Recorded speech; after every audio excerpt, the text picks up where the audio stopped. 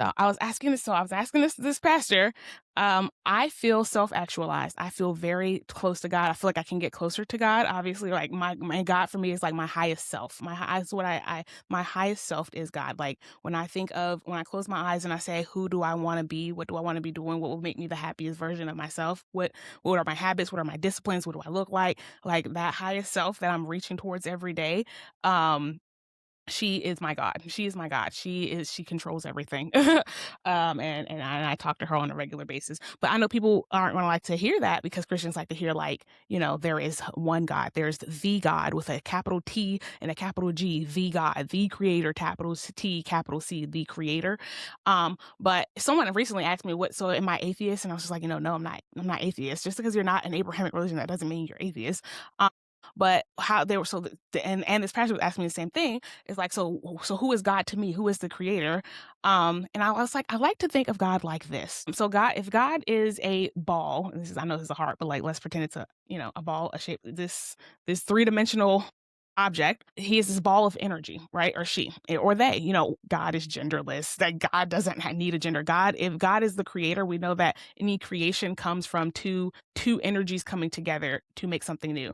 So that can be a positive energy or a negative energy, and that can make a new ion or new matter. That can be a masculine energy and a feminine energy, and that can make a new like version of life. And that can be two clouds coming together to make a new shape. Like you need two energies to come together to make something new. And so those two energies are God.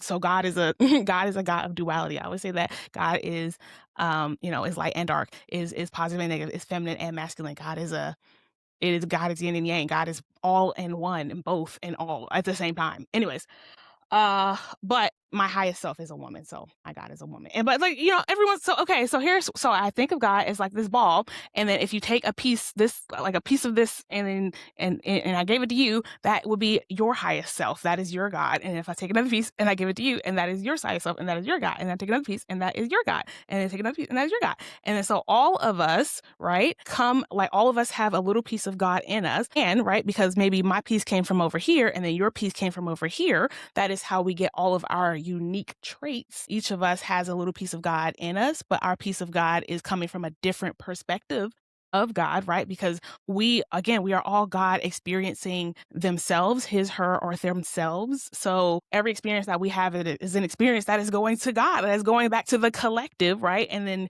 a word that comes around is Christ conscience, and that Christ consciousness, which is like the consciousness of all. And I guess the way I like, I don't want to say justify, but like validate this understanding is through, so like things like telepathy is a very great example. So if I'm a mom, right, and then my piece of God came from here, and then of course from my piece of God I gave birth to another piece of God, and that piece of God, maybe it got it from like, right beside it, because this is my child. I always say like when you are very close to someone, and that could be physically or that could be spiritually. Physically is easy because that's like when you're close to someone spiritually, you can feel them, and so like the telepathy is really like your biofields, your auras like touching each other. Like that's how, again, and if you're sensitive to your biofield and your aura, you can feel other people's biofields and people's auras. But there's a possibility that if someone, if they are a dense human and they can't feel it, they might not feel it, but you can, like, so anyways, physically, if you're close to someone, your consciousness, your God auras will touch, and you can read their God aura without talking. But then also, if you are like just like spiritually close together, and like parent to child, for instance, because if a mom used her God energy, her creation energy, her womb energy, and used her spirit energy to give birth to more spirit energy, which is her child, their spirit energies are energetically very close. And so that is how, whenever like a child could be miles and miles away, but if they get like severely hurt or they like pass away, it's like every mom knows, like, if something is wrong with my child, something is wrong, like they, like, you just feel it. And that's because we are very energetically, spiritually close. Like we're like, if that makes it, like we're just spiritually close. So that's how we come from a very similar portion of the God energy, or like it's even like our spirit energies, mom and child, like your spirit energies are like, they are spiritually connected. Like it's even, which is even stronger, obviously, than physically being close to somebody. And that's why that's why you can feel it from no matter where you are. because we are close spiritually, like spiritually, energetically, you will know what's going on with your child. So again, that's if you are tapped into your God consciousness, if you know who you are, if you are in touch with your emotions and your spirit and your nervous system, that is how you are able to feel what is happening to the people who you are spiritually, energetically close to. So that is like how I like to explain God. It's like God is a ball of energy and we are all a unique small piece. But when you put all of that energy together, which all of that energy is still together spiritually, like I always say, I always do this, but like y'all don't understand. You don't understand. Like my grandma could be right here. She's not, but my grandma could be right here. My auntie could be right here, and y'all wouldn't be able to see them, but I would be able to see them. So whenever I do this is like the spirit world. Anyways, yeah, but so because energy can never be created or destroyed, like whenever your spirit energy, your God energy leaves your physical vessel, your body, it doesn't die. And that is how people can, when their heart stops, let's say in their hospital, and they're just like, yeah, I can see the doctors all working on me. It's because their physical vessel was like not working, which again, I always like to say like spirituality and science, they line up and they match up so well. And that is another reason why I don't like Christianity, because it really just goes against so much like logic. But so when you have a near-death experience, a lot of people, it won't start until your heart stops, and that is because your heart is it's an electromagnetic. It has a very large electromagnetic field, and that magnetic field is what keeps our souls kind of attached to our bodies. And so when your heart stops, that magnet releases your soul. It releases your soul. Now, can you bring your electromagnetic field and get out of your body and walk around as just your soul? You can, but it takes so much work. It takes so much work. It takes so much work. It takes so much work. Years and years and years.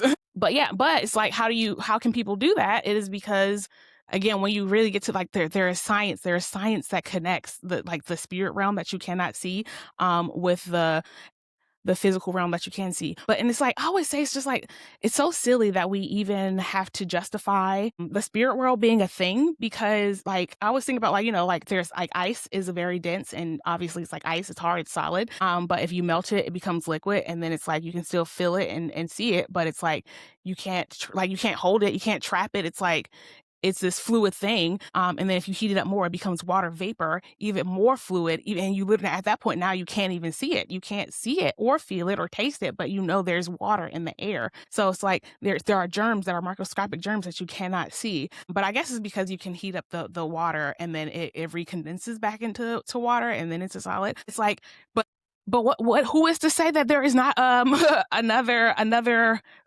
state of being past water vapor, like that amount of like lack of density? Those particles in water are very spread out, but who's to say that those particles of water can't spread out even further in a different way, like literally in a different dimension? And this is where the dimensions come in. It's like humans we are I got one day I'm gonna get into some quantum physics.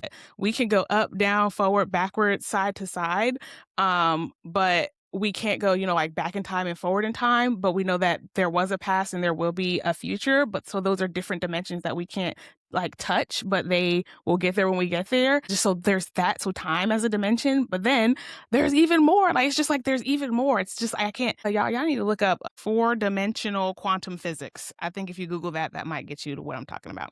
But yeah, so the spirit world exists.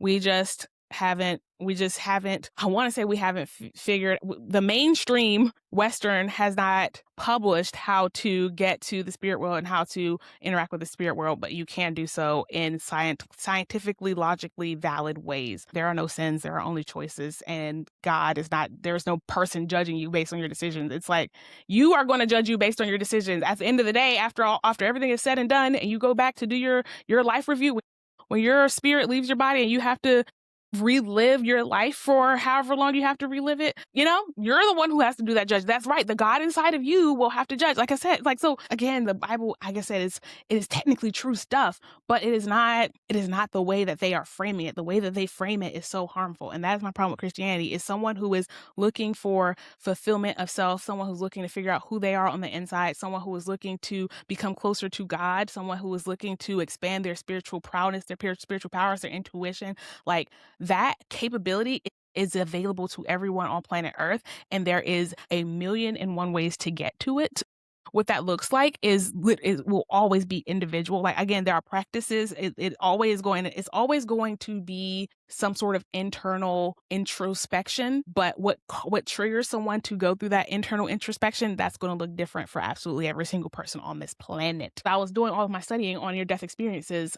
One thing I realized, like I said, was that the heart, like, for the very most part, I haven't found this experience where the heart didn't stop. But the heart has to stop for people to like essentially easily leave their body. People can, again, you can leave your body without your heart stopping. But that, like, your heart creates this very large electromagnetic field that keeps your soul attached. And so it's like people think that, your spirit is this, I don't know, they don't think about the science of it. They don't think about the science of it. That's my thing. It's just like, it's not that your soul is this um this, like, it isn't intangible, but it's an energy. There's energy flowing through my computer right now. You can't see it, but it's there, right? There's sound waves flowing out of my mouth. You can't see them, but they're there. Your soul is another energy that you cannot see it, but it is there, and it has physical energetic properties that correspond with the physical ones that we know today. Once you get it, you can't unget it.